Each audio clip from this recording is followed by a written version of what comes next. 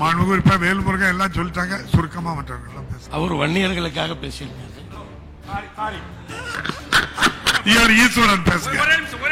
ஈஸ்வரன் ஈஸ்வரன் நான் பாட்டாளி மக்கள் கட்சியிலிருந்து வெளியேறி இருந்தாலும்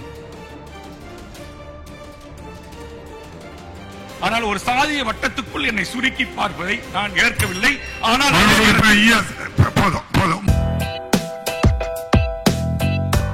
மாண்புமிகு தமிழ்நாடு முதலமைச்சர் அவர்களை நான் கேட்பது, வன்னியர்களுக்கான 10.5 இடஒதுக்கீடு மதுரை நீதிமன்றத்திலும் உச்சநீதிமன்றத்திலும் தடை செய்யப்படவில்லை. அது என்ன சொல்லியிருக்கிறார்கள் என்றால், வன்னியர்கள் அதிகமாக வாழ்கிறோம், எங்களுக்கு டிஎன்பிசி உள்ளிட்ட உயர் பதவிகளில் இடம் கிடைக்கவில்லை எண்ணிக்கைக்கு ஏற்றவாறு என்கிற அந்த குறையை தீர்ப்பதற்கு அதிமுக அரசு தேர்தலுக்காக அவசர காலத்தில் 4:30க்கு தேர்தல் ஆணையம் பொறுப்படுத்திக் கொண்டு அறிவிப்பதற்கு முன்பாக அவசரமாக நிறைவேற்றப்பட்ட அந்த சட்டம் இன்றைக்கு ஏற்புடையதல்ல.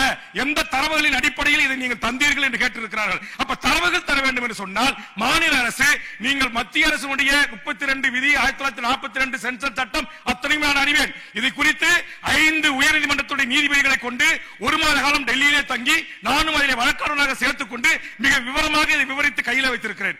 தரவுகள் கேட்கிறது உச்சநீதிமன்றம். தரவுகளை கொடுத்தால் கண்டிப்பாக நாங்கள் தருகிறோம் என்கிற அடிப்படையில் தான் நீதிமன்றத்துடைய தீர்ப்புகள் அமைந்திருக்கிறது. பாரா 68, 73.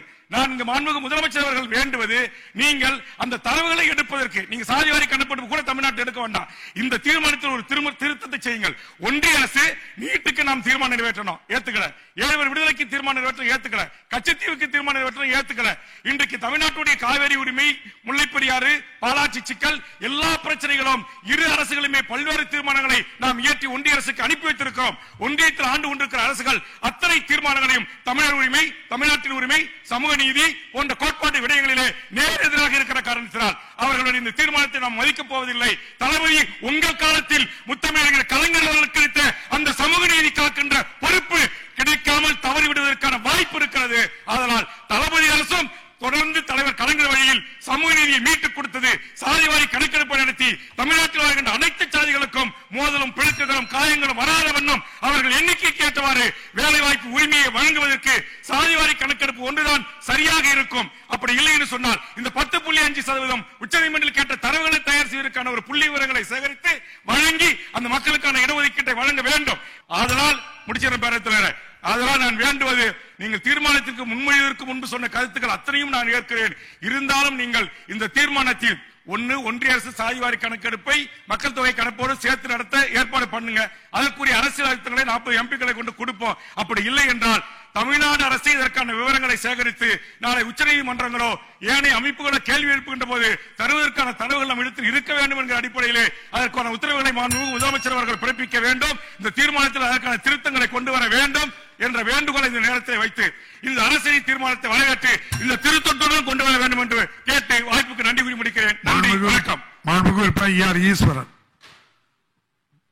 மாண்புமிகு வேல்முருகன் எல்லாம் சொல்லிட்டாங்க. சுருக்கமா மற்றவர்கள் எல்லாம் பேசுங்க, முடிஞ்ச அளவு சுருக்கமா.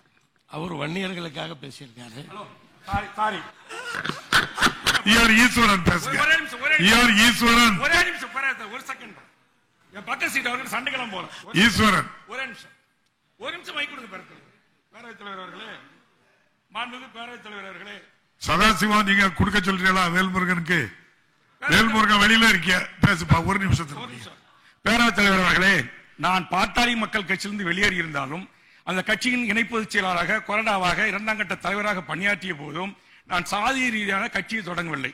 உலகம் முழுவதும் வாழ்கின்ற தமிழ் மக்களுக்கும் இந்த மண்ணில் வாழ்ந்த 7 கோடி மக்களுக்குமாக தமிழக வாழ்வுரிமை கட்சி என்கிற கட்சி பொது கட்சி தேர்தல் ஆணையத்தால் பதிவு செய்யப்பட்டு நான் தேர்தல் களத்தில் இருக்கிறேன். ஆனால் ஒரு சாதிய வட்டத்துக்குள் என்னை சுருக்கி பார்ப்பதை நான் ஏற்கவில்லை. ஆனால் உறுப்பினர் ஈஸ்வரன். மாண்புமிகு பேரவைத் தலைவர் அவர்களே, ஒரு நாட்டிலே ஒரு சிலர் மட்டும் வளர்வதற்கு பேர் நாட்டினுடைய வளர்ச்சி அல்ல. அனைவரையும் உள்ளடக்கிய ஒரு வளர்ச்சி தான் நாட்டினுடைய வளர்ச்சி.